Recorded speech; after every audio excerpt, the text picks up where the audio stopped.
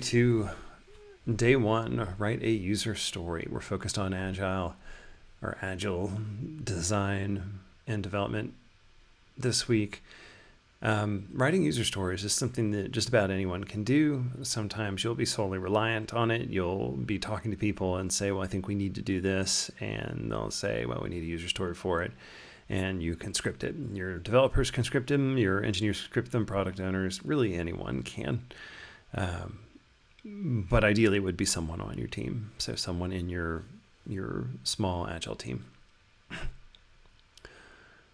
So think of some feature idea. And again, think of something that's big enough to have multiple possible interactions, but not so big that it becomes really prohibitive on your ability to do this work. So later this week, slicing it into multiple components, sketching it tomorrow, and writing a discussion guide.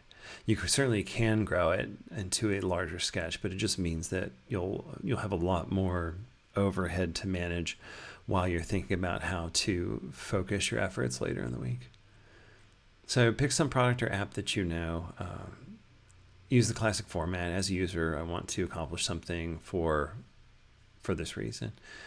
And you can certainly add acceptance criteria if you want to go deeper. You can use the given, when, then phrasing if you'd like, which I think can be very helpful. But at a minimum, just write the user story. And at the end of this week, you just want one polished user story that's well scoped and will support you later.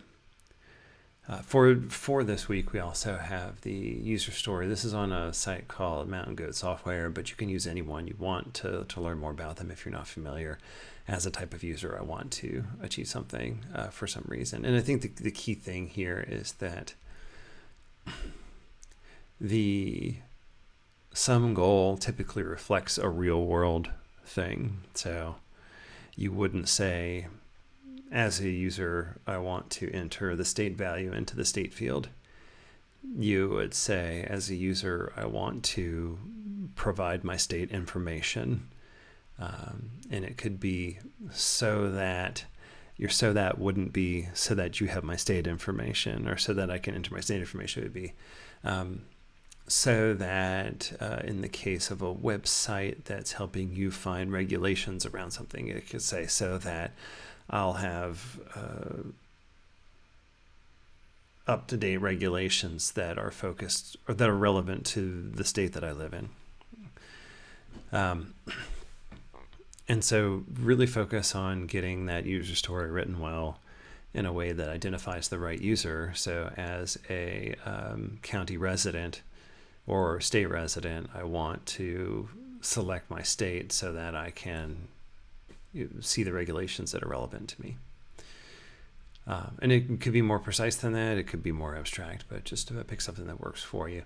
It may not feel like a lot for today, but if you haven't written user stories before, there's going to be some time where you need to do some research. And again, scoping this to make sure it's not too small or not too big is an important thing. So make sure you dedicate the time and energy you need to setting yourself up for success later this week. And we'll see you on day 2.